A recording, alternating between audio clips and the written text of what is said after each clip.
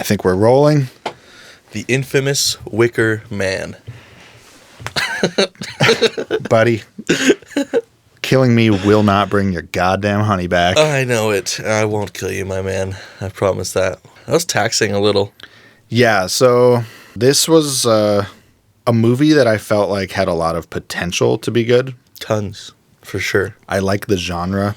Yeah. I like the feeling of this movie. Yeah. I wanted to be creeped out. I wanted it to give me reasons to be freaked out, some good old-fashioned folk horror, but... I wanted it to be more True Detective Season 1. Oh, yeah. Corn King. Definitely. Carcosa, baby. Yeah. And what you get is, there's elements of that. Sure. Spookiness. Yeah. But you end up just with Nicolas Cage, like, quixotically... yelling about bees and honey and just like making a spoof of a performance by the end of the movie. Yeah, it seems like all of the supposed to be scary pagan elements just kind of got thrown into a hodgepodge of, this is what we think it looks like, essentially, like the book, all of the little bits. But that being said, it was hilarious. It was a very funny movie. Yeah, it was an unintentional comedy for sure. There was a lot of attempts at spookiness that sort of just like fell flat on their face. And I don't know if that's just from bad directing, but like when he's on the dock and he's all exhausted and then he sees that dead body in the water, swims down, comes back up, or he like wakes up and it's, oh, it was a dream. Or he just fell asleep. Oh, it's a bad dream. And then he looks down and the camera zooms out. The dead body's in his lap. It's like, dun! And it's just not scary. No, not at all. It's supposed to be like a jump scare moment. For sure. And it's just not scary. Definitely. And the camera zooms out and there's a dead body and it's like, oh! And then he wakes up again and it was a double nightmare. Double nightmare squared. Let's go. Yeah. Yeah. Officially Wicker Man inspired Inception. You heard it here first. What's up, Chris Nolan? We know about you. Yeah. Yeah, so sort of an unintentional comedy. For sure. Definitely a movie that when me and my friends watched it as kids, we just made fun of this movie. I bet. Yeah, I mean, never was it scary. Right. Never. It had a cool vibe, though, for like 60% of the movie. Yeah. When you're still getting to know things. For sure. Getting the lay of the island. The build-up, definitely. You're meeting these creepy, witchy women who are being intentionally dense and obfuscating everything. And so vague. Yeah, and they're clearly up to no good. Yeah. There's like blood dripping out of that bag. It's like, what's in the bag? They never show you. No. It's just weird and spooky, which has potential, and I like that stuff, the folk horror. For sure. I mean, I love Midsommar. I haven't seen that. What? Dude, we gotta see that. Yeah. It's just this just done really well. Done better. Yeah. Okay, put it on my list. Yeah, for sure. We definitely gonna watch it. But yeah. No, I mean, overall, it was an I enjoyed watching it. Did you enjoy watching this? No, don't move me! Ah! What is it? What is it? What is it? What is it? What is it? What is that? Oh, no, not the beast! Not the beast! Ah! Open up my eyes! My eyes!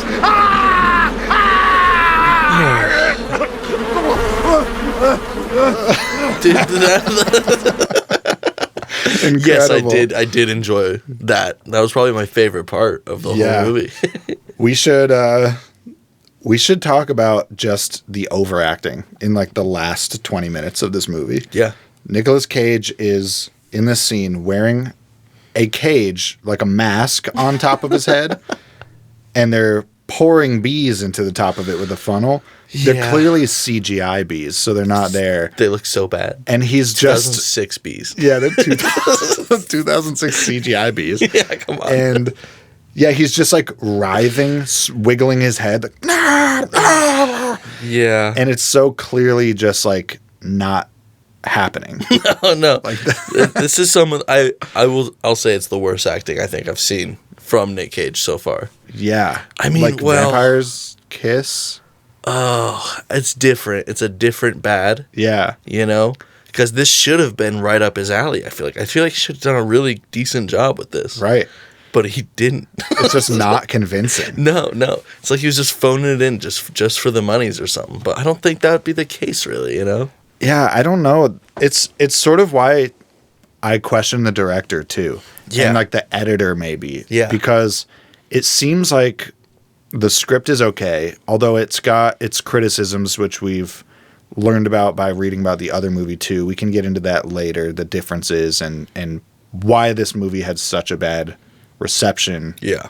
But sometimes like behind the scenes, having a bad like an incompetent director just fails the actors. Like, what kind of coaching was he getting for these scenes? There's clearly no bees there, So it's incumbent on the director to like guide people. Like, okay, in this scene we're pouring bees. I need you to be, and you can just imagine him being like, louder. We'll do another take. More expressive. You know what this feels like to me? It feels like if the director just had Cage do one take for every scene, but just like movie.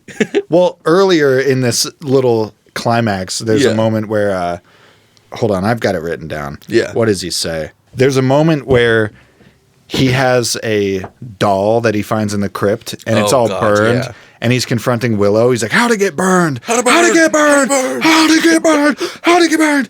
And you can tell it's not one take. The editor cuts together like a supercut of all of his takes of him saying that. Yeah. So they did multiple takes, and you can almost hear the director in the background being like, okay, we're going to run it back. Can you do it with more passion, more like yell it louder? And it's almost like he's setting him up for failure or something. Because, I mean, Nicolas Cage is Nicolas Cage. Of course. At this point, he's got a little bit of infamy.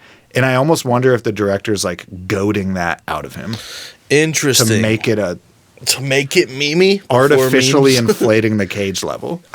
That's a dangerous territory. That's a conspiracy right there.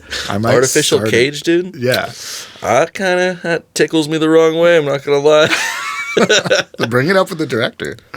Speaking a little bit of Cage, we should probably introduce ourselves. I suppose. Yeah.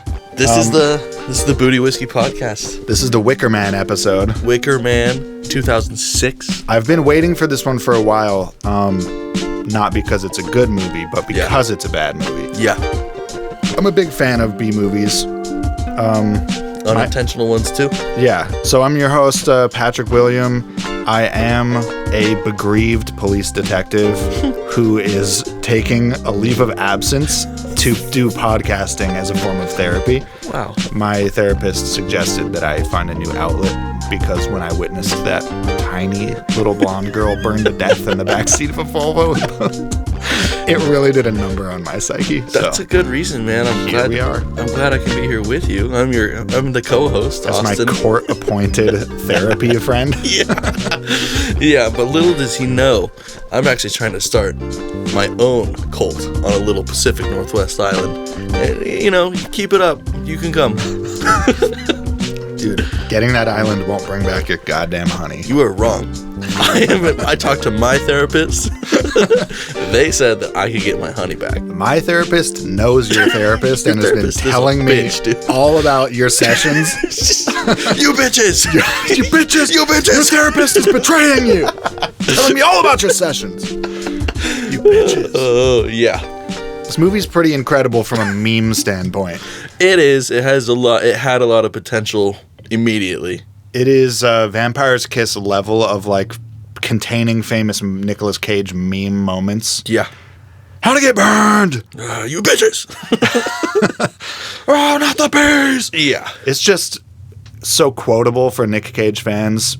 So it lives in infamy. Definitely. Which is kind of a shame because I really wanted this movie to be better as a fan of folk horror. Me too. Yeah. They really did all the legwork to make it a good movie. And then 3 scenes at the end really just botch the whole thing and make it unsalvageable. Yeah. Though I also didn't like I didn't like a decent amount of aspects about this. Yeah. But I get why they were chosen, you know, just like the overall sense of just like, I don't know, they were trying to confuse him so much, every single person. All the people on the island, their weird vagueness was just, it really rubbed me the wrong way, and not in the way that I want to be rubbed wrong. Right. You know what I mean? Have you seen Shutter Island? Yeah. It kind of reminded me of Shutter Island in terms of the way they're setting up the mystery, where For sure. you potentially have an unreliable narrator. You don't really know, is this guy going a little crazy, or is he totally sane and everyone else is crazy? Yeah. And as the protagonist gains information, you gain information, Yes. but it's up to interpretation. And they kind of had the potential to do something like that. But they didn't. But it doesn't go there. It's like they're setting up the idea that maybe he's losing his shit. Yeah. Like he keeps falling asleep on the dock and dreaming of hallucinating, all and he's sorts of seeing stuff. that girl like at night early on. He sees a girl in red like run into a barn, and then he chases after her and she's not there. And then he inexplicably explodes through the floorboards of that rotten barn. Yeah, man. Which is just stupid. It was. There was a lot of. But I guess my point is there's a lot of uncapitalized on potential Tons. that they set up and then didn't use, or they misused it. Yeah. Well, Just I like- can't figure out why. Yeah. You know? Like what decisions were going through the director's heads or everybody. I don't. Yeah. So let's set up the plot for people who haven't watched it. Sure. We've got a everyday, like an sort of an everyman character. He's just like a typical white male Cop. American cop. He rides a motorcycle, and the movie starts with him in a diner, like with his partner getting pie and coffee. It's like as typical as Plain. humanly possible. Yeah. Nondescript. Small town. He's in California, but it's not LA. It's just like somewhere in California. Yeah. It's the side of a road. He witnesses and tries to stop, but fails to stop the death of a mother and child in a highway accident. Yeah. They're parked. He's got them pulled over for littering. And, they get hit by a semi-truck right in front of him. Car explodes, catches on fire. Knocks him out. Yeah, he tries to rescue the girl, and then the car blows up. He gets knocked out, and then he wakes up, in his living room, and he's getting a wellness check, sort of from like another officer, and she's coming to see how he's doing. He's clearly on leave. That bitch. Oh, no spoilers. No. I feel like this movie doesn't matter for spoilers at all. But she is a bitch. She is a bitch, yeah, for sure. But she's checking on him, and it just seems like he's really shook up over it. Yeah. Definitely. Depressed and taking pills. And he gets a letter shortly after that scene from one of his ex-lovers. Yeah. The main ex-lover. Yeah, like the ex-love of his life. Yeah. Who disappeared. And she says to him, it's been at least like 5 or 6 years since they've spoken. Yeah, I'd reckon, based on what's-her-face's age. And she says she doesn't want to disturb him or make his life harder, but she has to reach out to him, and admits that she has a daughter he doesn't know about, he's never met, that she had after she left him. And the daughter has gone missing. Spooky. And she needs his help because she knows he's a detective or a cop, whatever. Yeah. She's a highway patrolman. I know. They should have made him a fucking detective. I don't know there's what. like no real justification for her reaching out to him. I think it's just the cop wants to help somebody. That's why they chose him. You see that in the last scene where he chooses another cop. Yeah, it's true. So I guess we'll get into the justification a little later when we reveal more information. For sure. But at the onset of the movie, all you know is his ex-lover, her daughter is missing, and she's calling on him to help. And she wants him to come to an island called Summers Isle off the coast of Washington in Puget Sound. It's a private island. He's going to have to find his way there. And it's just this handwritten letter. And that's like all he has to go off. There's no phone on the island, so he can't call her. And also they include a picture of the daughter. Yeah. And it is clearly the girl that he saw burn up in the car. 100%. Like clear as day. Yeah, so He has questions. I'm still to this moment very confused about that element of the story. I think that it was all just part of the ploy. So did they actually send I think so. a woman with the daughter out, bait him into pulling them over, and stage a car crash I fully where think they so.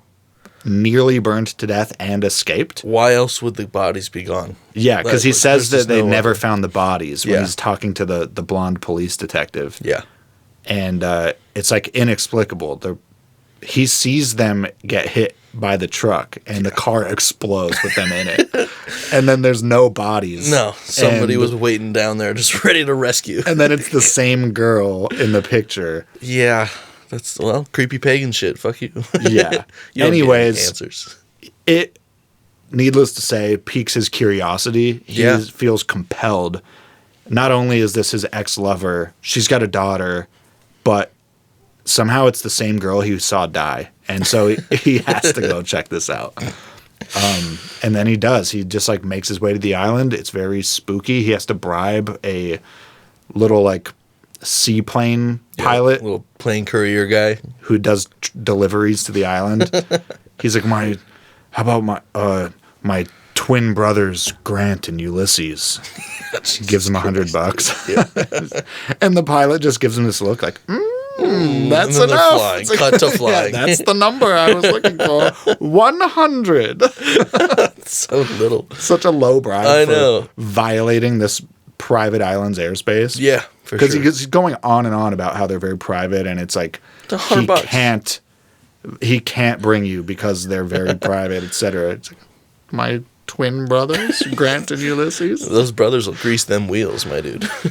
Yeah, but when he gets to the island, he starts speaking with creepy women who Yeah. are like frumpy old like farmer women. I hate them. Yeah, they're clearly their costume design and hair and makeup is done in a way to make them look bad. Yeah. And to make them look like unappealing and sort of untrustworthy. They look like mean. They're goons. They're goonish women in their like 50s with like graying hair and butch bodies. And they're like intimidating him as soon as he makes his way to their little Yeah. village place. This place isn't for you, honey. Yeah. Have we gotten lost? Yeah, fuck you, dude. Yeah, and they're like laughing at him and mocking him and stuff, and Yeah. and intentionally, clearly, not hiding it from him that they're being rude and withholding information. Yeah, from the very first interaction. Yeah. It's just whack energy. So very hateable characters Yeah. being set up, and we can talk more maybe a little later about the director and the writer and like why he would do this. Yeah. But for now, all you need to know is that these women kind of suck. Yeah. It's like a bunch of crazy witches. Yeah. And finally, his ex-lover, Willow, all these women have plant names. Every single one of them. It's part of their cult. They're all named after plants. I'm Rose. I'm Sister Rose. I'm Dr. Moss.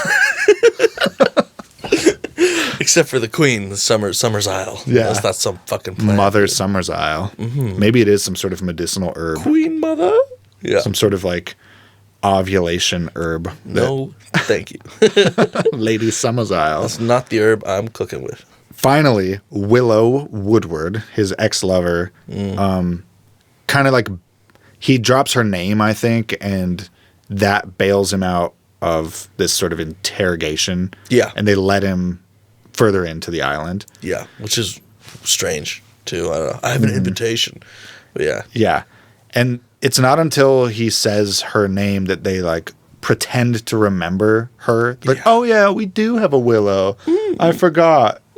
But they still haven't admitted that Willow has a daughter because he's asking about this missing girl, Rowan. Showing the picture to everybody. And they're like, no, never seen her. Don't know anyone like that. Those fucking old bags, dude. Won't even like look at the picture. They're like turning their snarky faces. Like, Yeah, he's "Oh." like, generally it helps if you look at the picture doing an ID. He's automatically sassy too. Yeah, But that's true. that's because he's responding to them. Yeah, But from very the much very so. first scene, they're being Like, they're like blockading his investigation from the jump. Yes. And he's being sarcastic and an asshole right back to them. Yeah, immediately. Which is pretty satisfying from a viewer standpoint. Like, you kind of like to see this guy walk in there and just like, you know, talk shit. Yeah, or like especially give them shit because they're so clearly deserving it. Definitely. And you immediately start feeling that it's like weird cultish behavior. Like, dude, fuck. Very confrontational. Yeah. He goes into the tavern and the bartender is right off the bat like wants him to leave. Why are you here? He's like, I just want to drink in a room. Can you swing that? She's like, swing? What is that? Mainlander talk? And then Willow appears. She's like, he just means, can you manage to make that happen? And it's like, oh, some rationality here. Oh, God. It's the only bit you get out of her, dude. Yeah. I hesitate to even call it a theme because that's maybe too generous a word, but the constant recurrence of him being rational and them being irrational is a constant frustration point for both him and us as viewers. It's probably my least favorite part of the movie. Yeah. And it's probably relevant to the charges brought against the director in his body of work. Yeah. People have considered him to be a misogynist with all of his plays and stuff. For sure.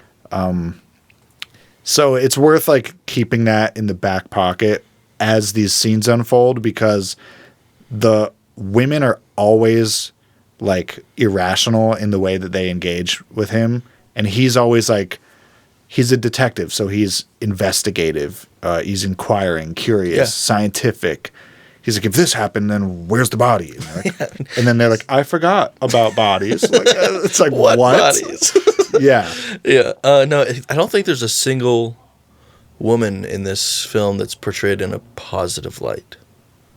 No. Like, when they're... Literally not one. When they're portrayed as intelligent, Yeah. it's in a conniving way. Only. Like a manipulative way. Like the cult leader. Yeah. Or the teacher. the women, the teacher, Yeah. the vindictive sort of like mean-spirited barbs and like talking down to him. For sure. It's like conniving intelligence. It's never noble intelligence. Whereas like his investigative prowess is considered like heroic. Yeah. But she calls him quixotic I for don't know. asking too many questions. I don't know what quixotic means. It's from the name. It's not a quote-unquote real word. It's from the last name Quixote, Don Quixote, which is spelled with an X. Oh. Essentially like masculine as in a bad way. Like he's arrogant. He's marching in there. Yeah. Asking a bunch of questions. Toxic masculinity. Quixotic masculinity. Nice. Sweet. Cool. But it's also like a perplexing thing, like investigative. Yeah. That's my take, at least. And that's sort of what she alluded to in the movie. But she says it to him in a condescending way. Like, oh, you haven't read Don Quixote? You absolute male pig. I'm teaching my little girls dare you? Don Quixote right now. He was also pretty brash, though, too. You know? Yeah. That's the weird dichotomy of all of it is, you know, he deserved some criticism from them, but it was just all so much all the time. And it makes you wonder, maybe this is like the type of movie where this type of analysis isn't justified, but if it's intentional and the director or writer is like actually competent, right? Yeah. And you can ask the question meaningfully, well, why is he brash and why are they this way and why is he this way? Is that the director saying that like is that a justified brashness because these women are being so dense and irrational? Like, is this the correct way for a man to behave around women in the eyes of the writer and director? It's a fair question. Because he believes that this is the true nature of women. Like, like is that a misogynistic take by him? I mean, yeah. I mean, it would be if that's the take. If that's the take, but you can't really speak for the guy. Yeah, know? It's a matter of interpretation, but does it seem like it? I guess it doesn't seem to me as though the male protagonist is being presented in a way that you're supposed to not like or critique. Yeah. It seems like he's the justified response character. The noble hero. And these women like deserve his anger. Yeah. Yeah, it just kind of felt a little dirty. Yeah. You know, it felt a little murky, and I didn't like that it was unclear whether or not Right. you should feel that way. Exactly. At all. And we did look at an interview. We have it lined up. Maybe we'll listen to some later. But the director is at least visibly a pretty stereotypical looking neckbeard type of character. For sure. Like, bad beard, like overweight. Yeah. He looks like the kind of guy in 2006 that women would be mean to. For sure. Realistically, he probably was scorned in college as like a nerdy screenplay writer. I would be surprised to find out not. So I don't know. It seems like, and maybe this is completely unfair to him because I don't know anything about this person. No, definitely I'm not. totally judging him. This is from afar. But maybe he is the type of man who thinks of women as the way that they're being portrayed in this book. Condescending, rude, mean, like they don't want anything to do with you. They look down on you. I mean, They have an inner circle that you're not a part of. it definitely a tribute to why the movie was so shit. Yeah, dude. You know? Because if it's that just was the like- case. It feels icky. It does. It's like, man, I just don't want to feel that way watching a movie. Yeah. You know, like at all. It's worth, I guess, like talking more about the setup of the island. Yeah, for sure. It's a cult. Yeah. It's a Matriarchal cult. Yeah, it's run by Mother Summersisle. Yeah. All the women are called sisters. Mm-hmm. And the men never speak. No. They just do labor. Yep. And they obey the women. And they're breeders. They're literally, if it feels Verbatim. on the nose, Mother Summersisle says they're just here for breeding. They're Yeah. like, men have their purpose. We love our men. Mainly breeding. So, Yeah, and so then with that, it ties into, it seems like the whole family descends, or the whole island pretty much descends from her bloodline. that's my perception too. Yeah. They call her mother. All the other women are sisters. They do this ritualistic, like, what is it, fertility ritual or whatever, a festival Every year. every year. They also do one for the harvest. And it seems like, we see a scene where like 5 women are all pregnant walking in a line. So they like move in little flocks. Yeah. There's like the pregnant ones. There's the beekeepers. It's the older ones that have kind of stopped working. Who have the power roles, like the Yeah. doctor, like the head of the inn and the tavern. Yeah. So there's like this segmented cult society run by a woman. Mm-hmm. And then she has like a lower tier of like other powerful women. Yeah. Her like captains. And then a ringleaders. tier of worker women. And then a tier of worker men. Yeah. And the worker women are like also breeders and beekeepers and stuff. Yeah. And handmaids. But they're still above the men who literally never speak. Ever. They might even have their tongues removed. So I think that the only men that are there are the ones that they kept alive from birth, is what I kind of felt like. I don't know. It was kind of unclear because they didn't say ever what they did with the rest of the boys that are born. You know, Yeah. They just said they keep the girls. I think she alluded to the idea that maybe they like kill off some of the male offspring and they Yeah. keep like a percentage of them. So do they? Because it's a very imbalanced number. Yeah. Like for every man God. you see on the island, there's like 10 women. For sure, easily. So I mean, my assumption is they're keeping the ones that seem the healthiest at birth and like breeding them. Yeah. And killing like 90% of the boys at birth. What's with that one dude who's all fucking hived up? Yeah. No fucking explanation. You just see Dude, when Nick Cage is walking through Mother Summerisle's mansion at the end of the movie and he's like opening doors, investigating, he's trying to find her and wrap this little mystery up. Yeah. One of the rooms has this gross looking old man with like hives and boils. He looks like he's all has over him. leprosy and Yeah. stuff. And he's just laying in bed in his underwear, clearly being like used for breeding. Yeah. But he's so unattractive and gross. It doesn't even make sense. Never answered again either. Yeah. Never comes up again. They never question it. They just sort of like show it and move on. Cage doesn't even question. He just looks in there and just closes the door. And then the next door he opens, there's a young, attractive woman who is covered head to toe in bees. Yeah. I forgot. Just covered in bees, Yeah. No answer. sitting in a chair. Like, Was she the one who was just inseminated with that other guy, and then the bees are like a ritual thing? Probably. Is that their like insemination quarters? I don't know. And then like the whole thing that, so they do this like, it seems like they do it yearly. They send out one or two or a couple of the girls out into the real world to find their next victim. It's like they're planning their harvest rituals farther and farther down. Okay, so let's delve back into the main plot so that we can get to the twist, because I'm tired of tiptoeing around I know. it. Yeah. The girl that Nick Cage is trying to find, I'm just going to say it. She's not missing. Nope. It was always a trap. It's a trap. The ex-lover baited him to the island with all the other women under the false pretense that the daughter was missing or in danger. Yep. At the final ceremony of the ritual of the burning of the Wicker Man or whatever, he finds his daughter. Oh, and it's revealed that that's his daughter. Yeah, I guess that's important. That's important. That's a little so important. he has this strong connection to actually like finish the case.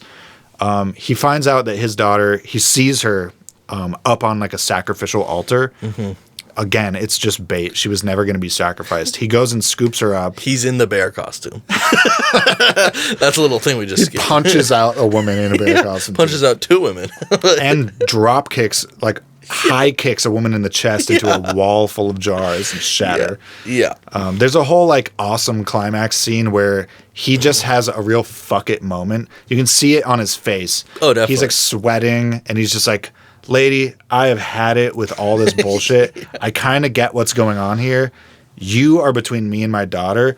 And he just walks up and silently cold clocks this old hag of a woman. Knocks her out. Dude. Knocks her out one punch. It was rough.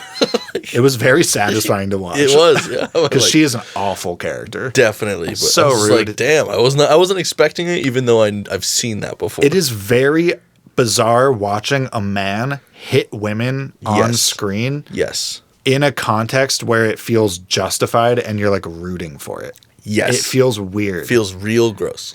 And that's another problem with this movie. I agree. And it's like, it's set up so that you're rooting for this guy and these women are awful. And then he's hitting them and you're kicking them. And you're like, yeah. It's like, dude, what is happening right now? I don't know, man. That's not my shit. Right there. Yeah. But it is very funny.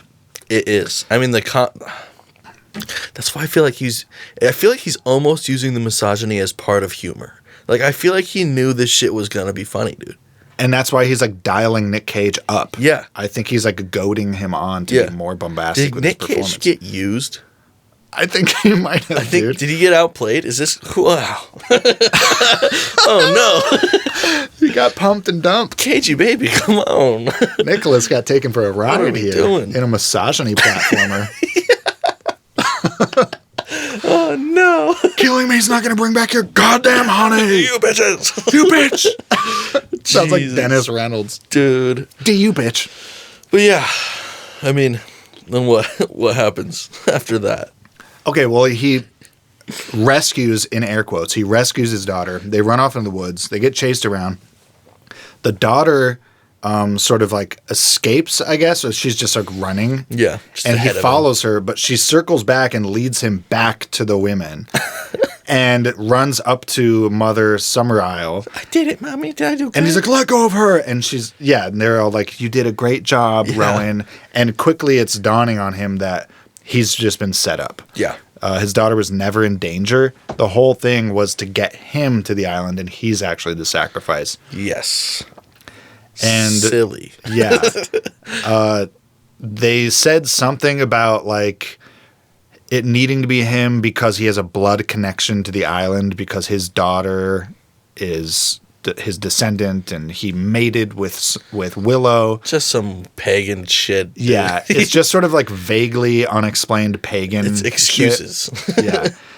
That reminds me when he goes to Dr. Moss's office, there's just this very large brown tome that is open, and he starts reading it, and she slams it closed, and the front just says Book of Ancient Rituals. Or Rituals of the Ancients. Yeah, Rituals of the Ancients. And it's got like all this iconography, and it's like so surface level. Dude, cheesy. Yeah. Capital Chi, capital Z, It's dude. Like any book that would contain pagan rituals and stuff would not be called Rituals of the Ancients. Rituals of the Ancients. That's such like a stupid title. With like your fucking shitty computer generated font. Yeah. Like, what are you talking about, man? Yeah. There's some pretty like surface level symbolism and very heavy foreshadowing, like heavy-handed foreshadowing. Very much so. He walks into that tavern early on. Yeah. And she serves him mead, which is made from honey, which is made by bees and wildflowers. Yeah. And she's saying it's got like some good ingredients in it, etc. And then a bee flies up and he squashes the bee with the mead. The flagon. Stein. Yeah, Stein. He squashes it. She's like, "Why would you do something like that?" Oh, what would cause you to do such And a he's thing? like, "I'm allergic." And he's carrying around fucking like hypodermic needles with EpiPens, and it's just like so heavy-handed. It's like, okay, this is clearly a cult that is based around fertility and honey, and flowers and all these like superficial symbols.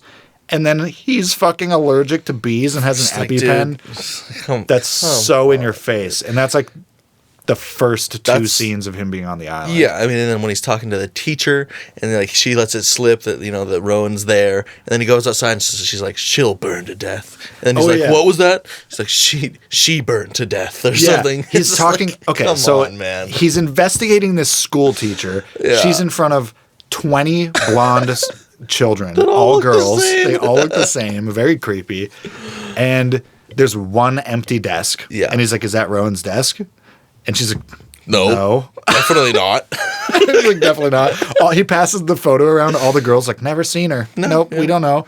And then he's like, "Do you have like an attendance sheet?" And she's like, "Yeah." I mean, no. And he's like, "Where is it?" She's like, "No, you have to have permission." He starts just like physically moving her because he's a man. Yeah. And she's a woman who's smaller than him. Again, in the context of the scene, it feels justified and you're rooting for him. You're like, yeah, men are bigger than women. Like, you can totally do that. Get out of my way, wench. And it's like, by the end of the movie, you're like, oh, this is so gross. He just physically subdues her and steals her attendance sheet, and it has the name on it, Rowan Woodward. Yeah. And he's like, "She's right here." And the name is crossed out. You know what I just realized? Up until the end, when he's surrounded by all of those fucking people, that he never once really does he feel like he's in any danger around any woman. Yeah, never. Ever. No matter what situation. Well, and ultimately, it's a man who breaks his legs with the hammer. You're right, dude. My God, dude. Yeah. Fucking Christ. Like, they all circle him up, and then the male goons like hammer his legs with a sledgehammer, and they like take him out. Dude. And the overacting. He's like, "Oh, my legs!" I've committed it to thought. I think that he had a misogynist taste. Me too. For sure. Hard. I think this is a classic incel neckbeard mentality. Yeah. Feminism has come too far. Yeah, 2006. Yeah, in 2006, women are getting too much power in our culture. God. And the pendulum has overcorrected on culture, and now it's men who are oppressed. He's like a classic men's right shit poster on the internet. Yeah. So men's rights. My white male friends are all. We can't get women anymore. Yeah, I can't get the sex that I was promised. When I grew up, I was told I'd have a wife and family. Dude, fucking what a joke. What a joke, dude. Yeah, it pisses me off thinking about shit like that. You don't deserve shit. Just like the truth is, like I said, we looked him up. Yeah. And the guy's just unattractive. Yeah. And he's nerdy. And like, the bottom line is, with this type of attitude, you get what you give, man. 100%. And like, if you're a 2, you don't deserve a 10. No. Right? And so these guys, they've just been gaslit by the patriarchal culture they grew up watching from like 80s movies and 70s movies. Absolutely. They just think they deserve hot women. Yeah. And for nothing. Don't. No. They arguably don't deserve anyone. Yeah. They're probably a shit partner for anyone. But like, they have higher standards than they would hold on themselves. And so then they try to operate in the world in a non-objective way. In a non-Wicker Man world. And when women reject them constantly and their little attempts become more and more fruitless, they just get their little pathetic hearts broken over and over, and they think it can't be something wrong with me. No, it's got to be something wrong with them. Yeah, it's all women. All women are bad. All women suck. Yeah, yeah, it's of course. Oh, it's feminism's fault. Oh, of course, yeah. And then the obvious answer is women bad, patriarchy good. Yeah. Control women. Yeah. World better now. And it's just such a pathetic and like you point see of that view. coming back nowadays too, with all these fucking trad bros, dude. Yeah, oh the my Andrew Tates of the world. God, we need to have women be subservient again. That's when the country was horrifying. on top of things. It is, dude. I don't want. Yeah. I mean, literally, it's like it's giving me Handmaid's Tale vibes, seeing real things Right. happen in the world, and I detest that shit. Like, And it's very rooted in evangelical and Baptist religion. of course, It's in the past very- 70 years that they put into this Right. Congress, fucking just Yeah, nailing them in, dude. It's worked its way to the deepest levels and the highest levels of our government at this point. Yep. We have these fucking right-wing religious Congress people who are trying to push these religious value laws. It's insane. Yeah. I mean, insane. it Literally goes all the way overturning- to overturning Roe v. Wade. Yeah. It goes to Next, they're coming after birth control for Yep. sure. Soon, you're not going to be able to get divorced, basis. Yeah, the what's Straight it up. called? There's like a term for it. dude. Yeah, I know what you're talking about. It's like a no-fault divorce or something like that. Where Yeah. like as long as the man doesn't commit like a set list of violations, the woman is not allowed to divorce Yeah. him. It's a religious thing. It goes back to like pre-civil rights era. yeah, It's like a real old school law. and people want it. They're trying Again. to bring it back in places like Mississippi, Alabama, Oh, for etc. sure, Kentucky. Yeah, probably try in Montana. Thankfully, I think that won't fly. We're close enough to the Pacific Northwest that I think we can hold on to that. But we have that Idaho bridge, dude. Oh Yeah. my God. It just depends on what money has to say about it, No and doubt. whether or not districts get gerrymandered in a way where our vote doesn't matter. They can sort of like discount the Missoula County vote Yeah. and upsell the Great Falls region, and Billings can have more weight. Christ, They can manipulate it, and they will try. Oh, they will, of course. It's terrifying. It's terrifying. I fear and am sad for all the women in my life that have to live through that over the next couple of years. I hope it doesn't happen. Yeah, I almost think. Well, not almost. Like, I do think it. I don't want to say it on microphones, but Yeah. we should have a contingency plan for like when certain types of laws get passed that would infringe on members of our community. We should be like ready to break the law to help them. 100%. Because if we need to start like, Yes.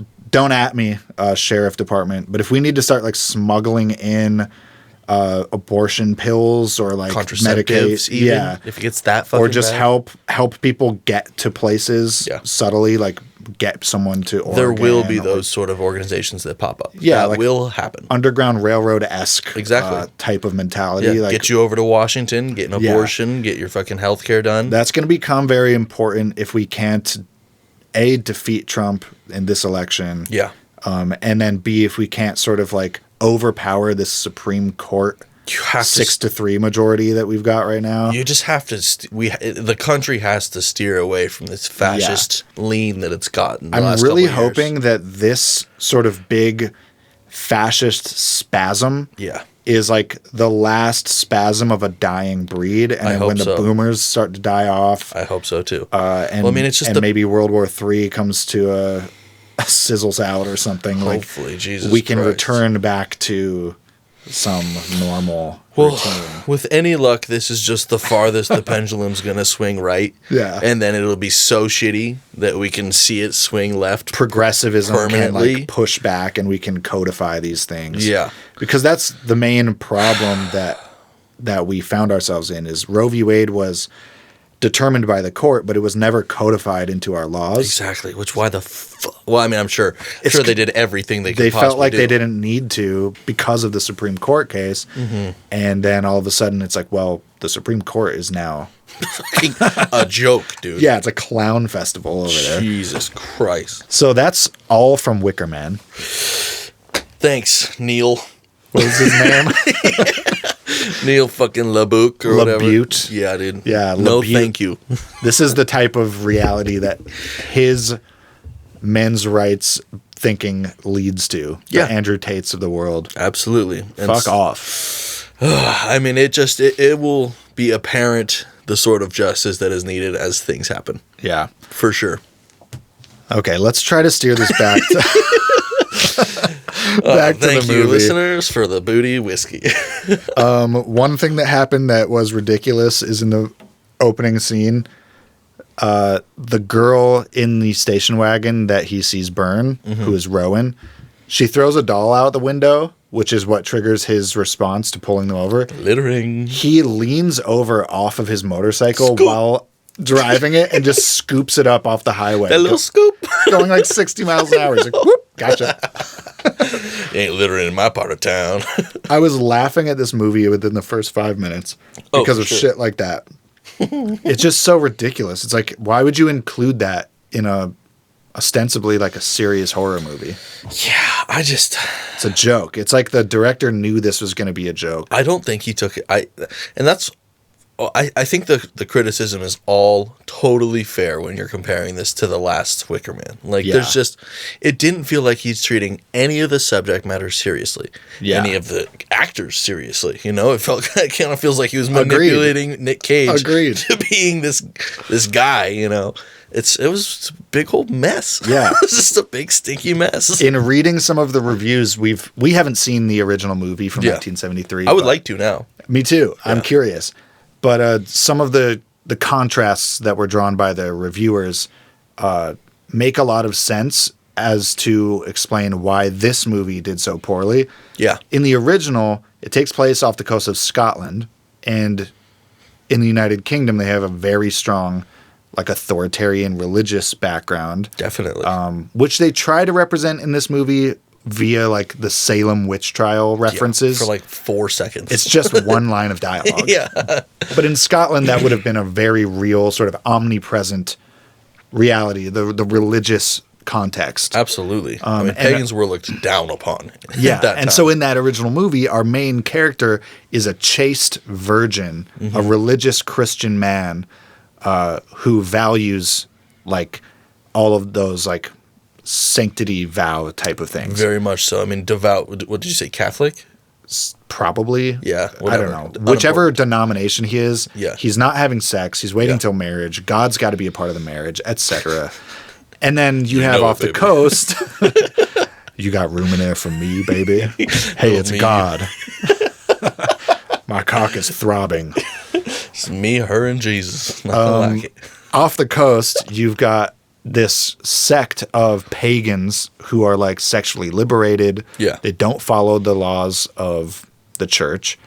And when he goes over there to find this girl, there's a lot of cultural friction between their value systems. Yeah, And that makes for a compelling story. definitely. It's way more interesting than this fucking "we gotcha" Yeah. sort of bullshit. None of those values are present in Nick Cage's character. None.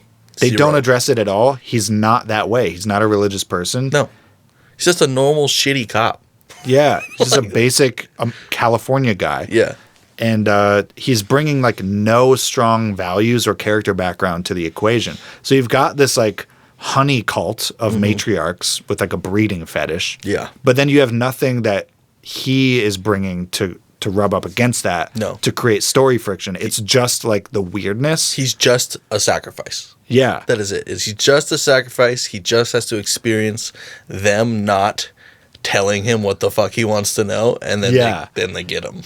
Instead of the story being able to explore the differences of two value systems and Yeah. then show you the impacts of those differences through behavior, Yeah. all you get is men rational, women mean. Yeah, he turned it into a shitty misogynistic mess. Yeah. like that's it. Like it just Like there could have been so much more exploration of culture there, dude, and and then if you- philosophy and religion and science. so much, and the actual like really interesting like historical details of that time period. You know, the women that would have been a part of that sort of matriarchal cult. Crazy. That's happened for sure, you know? Yeah, you could have explored. So, like, instead of just showing us a dumb book on a table that says rituals of the ancients, Yeah. we could have gotten some sort of actual historical context about like Definitely. Wiccan pagan. Tell me about the cultic gods they're worshipping. Yeah, Tell like- me about all this cool shit. Any real information. Instead, we get this like fake version of it that's just like bees and honey are awesome. Burning men is awesome.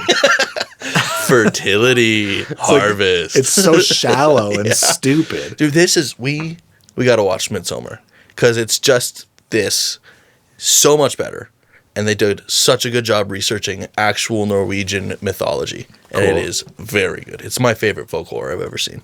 Less misogyny. None. Nice. I mean, I would have settled for less, but none is nice. it's just not even a relevant topic. You know, it's Right. It's like, why bring it up if yeah. you're not a misogynist? no, exactly. Like, God. So yeah, this movie kind of fell flat in many dimensions. Yeah. Yeah, The not writing, my favorite Nick Cage. the acting. Let's discuss the Cage level though, because it was very high. Very high. I think though it was still Below Vampire's Kiss. I think so. Would you agree? I'd say we got like. So, I want to break the movie into like two sections almost. Yeah. The first 70% of this movie Yeah. is pretty straight laced. Yeah, it's I wrote this too. Like just like a little extra like hyper dramatic, you know? He's not he's dramatic. He's just a little over the top, but it's never like full fucking Cage, you know. It's more like he's expressing the natural frustrations in Yeah. his voice of running up against these dense women Yeah. who are withholding information and blockading his investigation. Yeah. So he's like, do you see the writing under this desk? It's like a level of incredulousness. Yeah, he can't believe that no one's seeing things at But all like he does. In the context of the story, that seems very grounded. yeah, I'd agree. Whereas in the climax parts of the movie, it is unhinged levels of overacting. Yeah. So stupid. I felt like it was commanded. I don't think Nick Cage did that by himself. Yeah, I mean, I think there's a little bit of movie process stuff that people either just don't know about, think about, or just sort of forget about when they're watching movies because the creators of movies don't want you thinking about that type of stuff. No, it's not supposed to be in your mind during the movie. Yeah, the process of filming a scene will involve multiple takes, and it will involve coaching from the director. And the camera people will have input on like, what's the angle? Are we hitting this right? Definitely. The writers sometimes. And they'll do this coaching and you'll take multiple takes and say, okay, well that one was okay. I want to bring up the energy. This one, be a little more subtle. Can I get more of a whisper? 100%. And you'll do these takes like sometimes 20, 40 times. Yeah. Like, Until it's good. Until it's perfect. Until it's right. Yeah. And so there's only so much control that the actors actually have over the final product. Yeah. If Nick Cage wanted to be stubborn, he could have only delivered it one way over and over and over. And some actors have been known to do that. They're really bothersome to directors. Jesus Christ. But, a good actor, like an amenable actor who is professional, is going to take the commands of the director. Yeah. And they're going to change their performance and alter it based on what the director wants. And they're going to trust that in the editing room later, it's going to be stitched together in a way that makes them look good. And then you get this.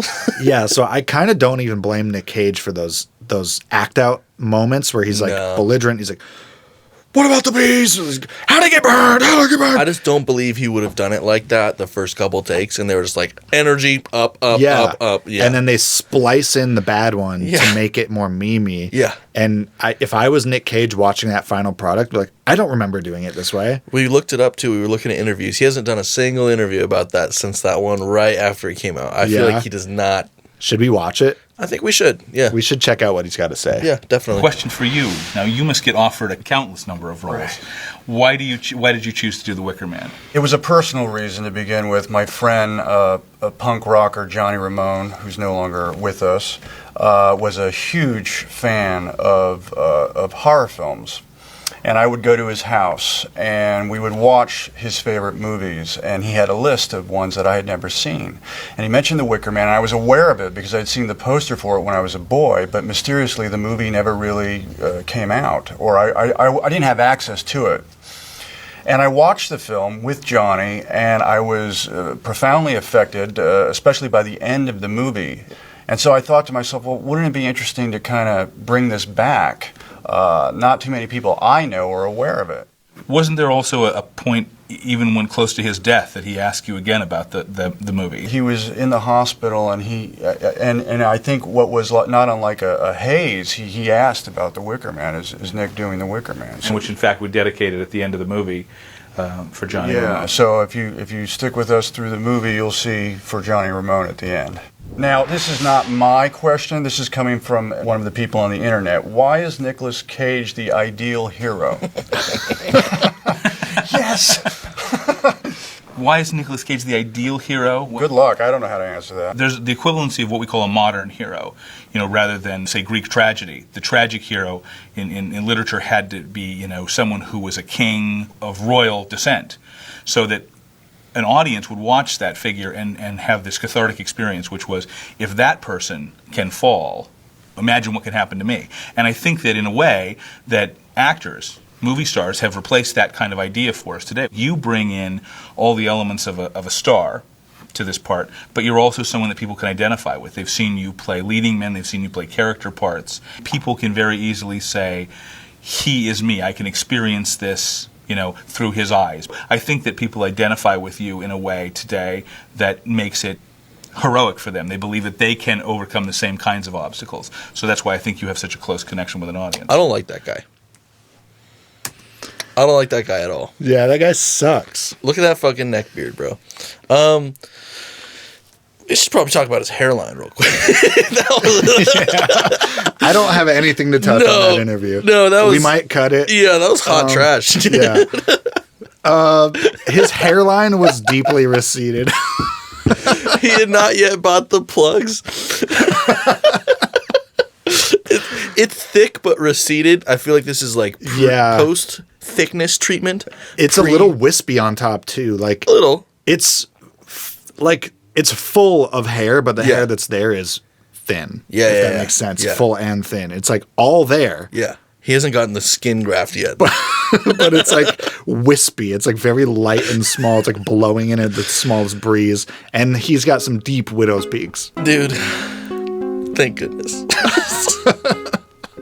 I don't ever want to see anything from that director again. Yeah, we should boycott LaBute. Dude, if he's even still around. Already still. I was looking at his IMDb, and he has just produced hot garbage trash ever since. Have you ever watched The Island on Netflix? The Island or the Island? I-land. Wait, the letter I? Or yes. The word I? The letter I dash land. That is the worst title for anything I've ever heard. It's like a virtual reality, like Matrix sorta island, like survival fucking bullshit thing, like drama. It is the worst. I watched the first episode. Guess who directed it? That boy LaBute. That boy LaBute, baby. It was the worst fucking TV show I've ever seen in my life. Truly. He's fat. He's got glasses, bad nerdy face, unappealing personality. We're just going for it. He's a fucking incel, dude. Yeah, he's a full incel. He's a classic internet troll caricature that would tip his fedora and say, "Milady." Milady. Oh, dude, banished. Banish him. Banished. We don't like him. Nope. He made a misogynistic movie where Nick Cage had to hit women and gaslit him into doing a bad meme performance. I'll never let him live this down. Oh yeah, that's all I have to say about this movie. Yeah, me too. That was a ride, and I got angry in our discussion. Yeah. He made me mad. I'm about still the state upset. of America. If you haven't seen it, you should, just for historical reasons. Of course. We should probably watch the original too. Gonna. It's apparently also a book originally, so we got a lot of reading to do. Well, thanks for showing me this awesome misogynistic movie, dude. Yeah, my worldview is now exposed. Booty whiskey out. Yeah. All right. See you next Love week. you people. Next week we'll be back. Later.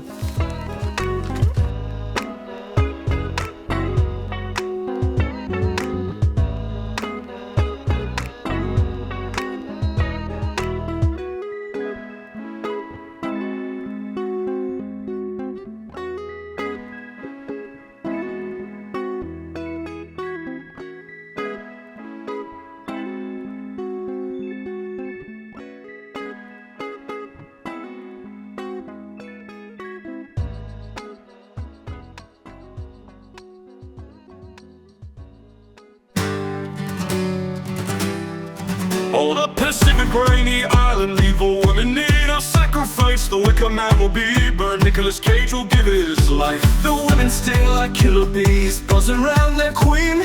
Fire burn their wicker cage for the harvest that's been foreseen. Oh, oh, oh, oh, oh, the bees, the bees, the bees. This won't bring back your goddamn honey.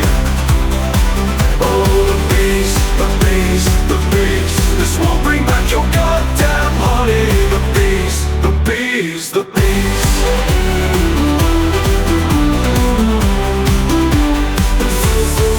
Nicolas Cage's hairline rugged and quite thin, seeking truth in chaos. Where does the end begin? Pagan oaths unspoken in the autumn's chill. His daughter was never missing, she was only bait in the deal. How did it get burned? Tell me how it was burned. Do you have an attendance sheet? Show me the goddamn attendance sheet. Oh, oh, oh, oh, oh, the bees, the bees, the bees. This won't bring back your goddamn honey. Oh, the bees, the bees, the bees. This won't bring back your goddamn honey. The bees, the bees, the bees.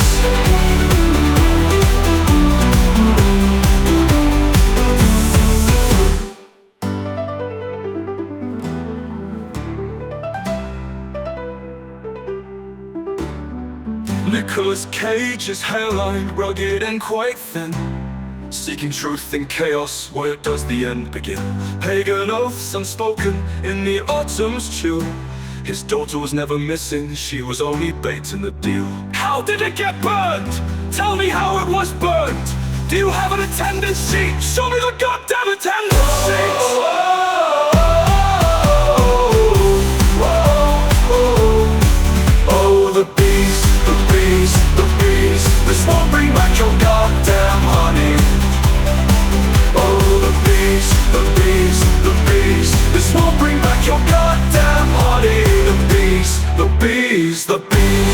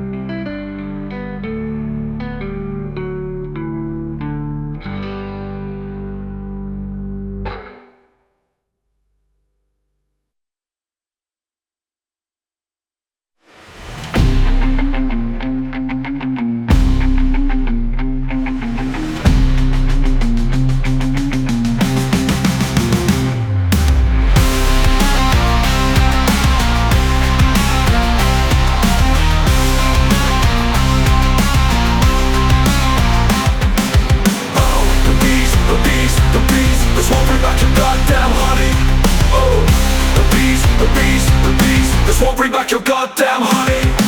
The bees, the bees, the bees, the bees. The bees, the bees, the bees, the bees.